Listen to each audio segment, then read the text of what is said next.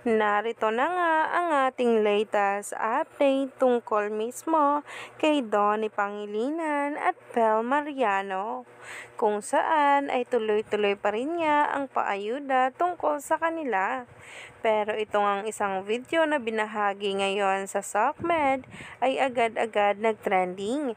Yan nga ay dahil sa pagkanta ni Bel habang nga talagang wala itong taping. Kaya naman talaga ay umani agad-agad ng samot-saring komento. Ayon pa nga sa marami, when kaya ulit tayo makakarinig nito? Ito nga guys ang nasabing video, sabay-sabay nating panoorin. Kahit nalilipat ang isip ko'y turete sa'yo.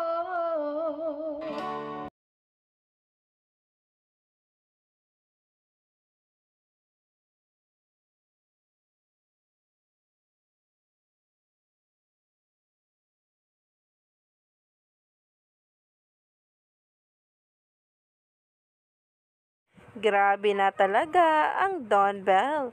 Lahat ng gawin ay nagtitrending. Hindi nga may tatanggi na napakagaling nga ng ating Bel Mariano sa pagkanta. Kaya naman talaga ang concert ay nasa-sold out.